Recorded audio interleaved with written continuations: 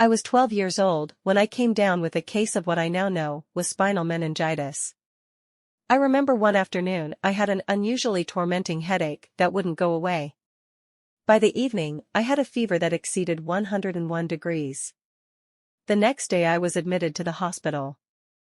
I was given a series of tests, but nothing seemed to help. I had been kept in a room that seemed icy cold. When a person has a fever, it's not uncommon for them to get chills. Nonetheless, the air conditioning made things worse. At first, I could tolerate it because I was in and out of consciousness, but after a week had passed, I began to feel desperate to become warm again. The air conditioner wasn't keeping my fever down anyway.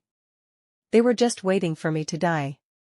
I got the idea that if I covered up with my terry cloth robe so I could get warm. It worked. But something else happened too.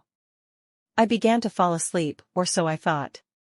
My eyes were closed, I could hear everything around me, but I felt myself slowly drifting away.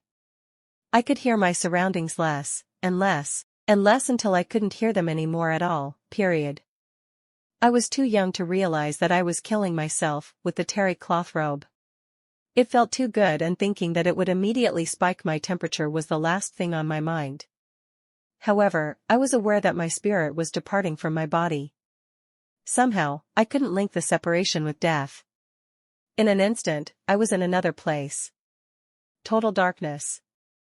I was on a path, and without anyone telling me, I knew the way to where I was going. I was all alone yet eager to get to the place at the end of the road. I began walking briskly. As I got about 3 inches away from my final destination, I was standing before a window that was as big as a theater screen, except it led to another world that looked like Earth must have looked in the Garden of Eden. I stood at the point where the path ended and the window began. I peeked around to see if I could see other children, but I couldn't find any. I stared at the rolling hills that had perfectly cut green grass, greener than any grass I'd ever seen here on Earth. I wanted to roll up and down the hills, but that meant I had to step inside the window. I was afraid that there were other children hiding inside the window and that they would jump out to surprise me and scare me. In order to get to the hills, I also would have to cross a shallow stream of crystal clear water. That didn't bother me though. Somehow, I knew that this was truly a place of paradise. Eventually, I lifted a foot to step in, and then put it back down. I repeated this kind of movement repeatedly.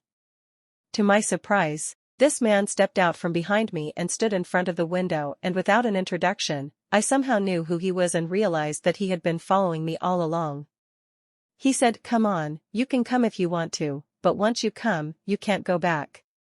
When he started talking to me, a burst of peaceful energy shot through me with every word he spoke.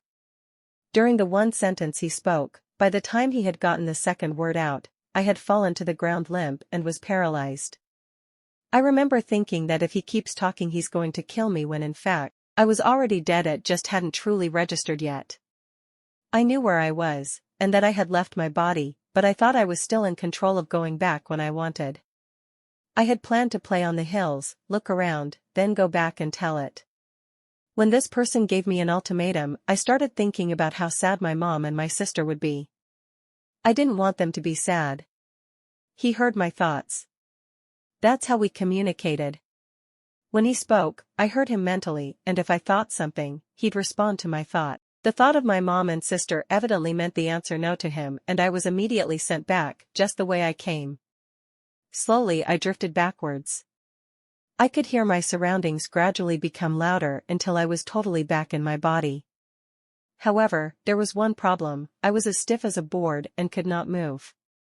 I obviously had been gone longer than I should have been because my body was not functioning. My legs, my whole body hurt like someone had a million pins sticking in my body. My legs hurt the worst as my blood began to flow again. As I got older, I found out that your blood begins to thicken after you die. I know that this is why I felt such intense pain in my body. It was like my blood was frozen and was being defrosted. I laid there and cried until I could move my arms. The phone rang. It was my mother. My arms were the first thing that I could move. I pulled over to the right side of the bed with my left arm, the same way a person who is paralyzed from the waist down would. My mom asked me why I was crying and I told her my legs hurt.